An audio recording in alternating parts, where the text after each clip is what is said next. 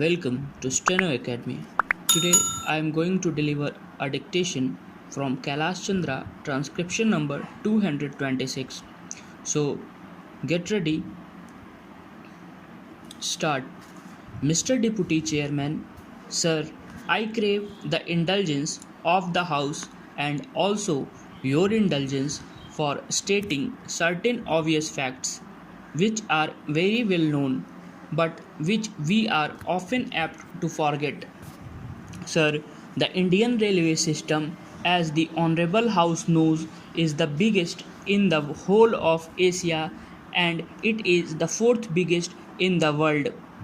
It is also the biggest nationalized undertaking, and nowhere is such a big experiment made and such a large area covered. Sir, when we deal with the budget proposals, we have to bear in mind this far reaching character and the historic role that the railway system is playing in this vast country. This budget, as presented to us, has to be viewed and considered from this larger angle. Though the budget has taken the usual form of an annual ritual, and though it indicates and projects a set pattern, it marks the culmination and the ending of a period of achievement and the budding and flowering of another period of achievement. Sir, we are in a better position today than before to assess and evaluate the results, and we can very well draw up a balance sheet of successes and failures, of achievements and setbacks, if there are any, so that we may be able to draw up a plan of further development. During the last 5 years, efforts have been made by the Ministry of Railways to realize and fulfill the goals and targets laid down in the plan. To a considerable extent, I must admit they have been able to achieve the goals and targets laid down. All these achievements and developments that have taken place are really commendable, and we would not shirk on our side to pay compliments to them because they deserve them. But when I look at the other side, when I consider the drawbacks and failures that we saw during these 5 years, I feel, sir, that the progress achieved and the developments that they have brought about are not commensurate with the needs and requirements of the growing and developing economy.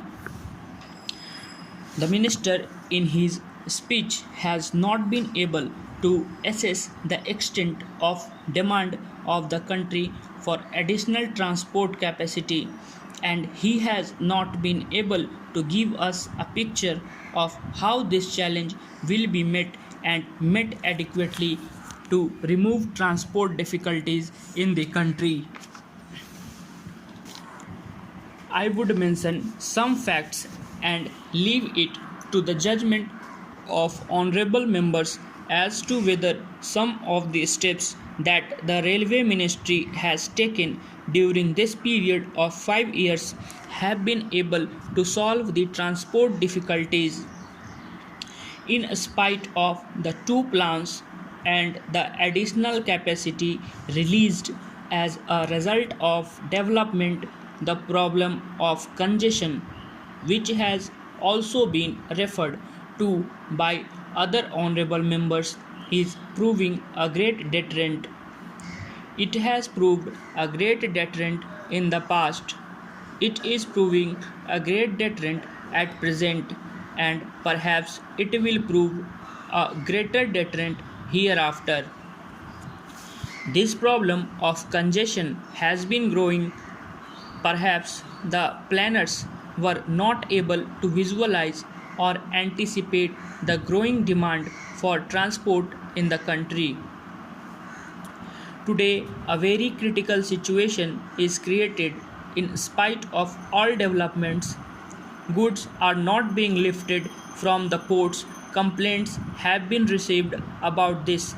There is a lot of congestion at the various ports, and there have been considerable delay in moving goods from port areas. Complaints have also been heard that ores are not being moved from the mining areas, and the internal trade is put to a very severe strain.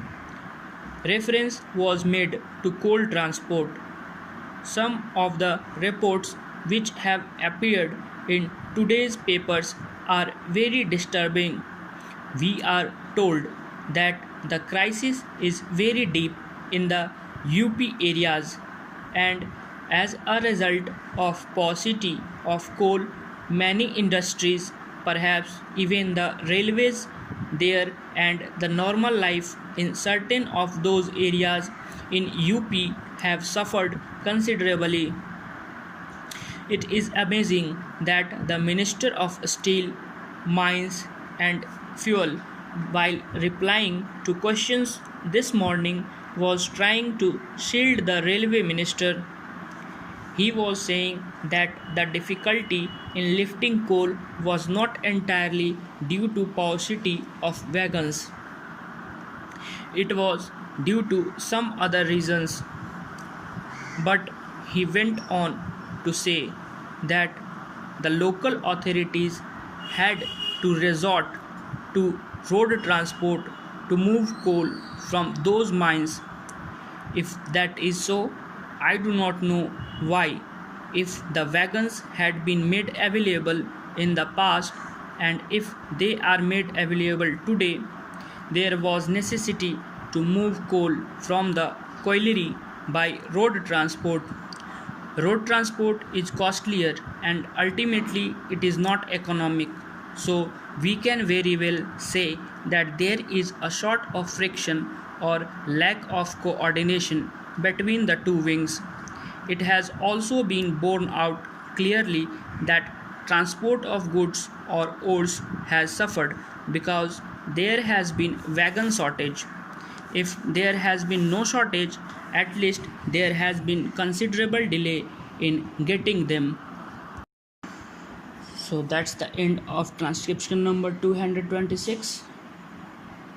Thank you.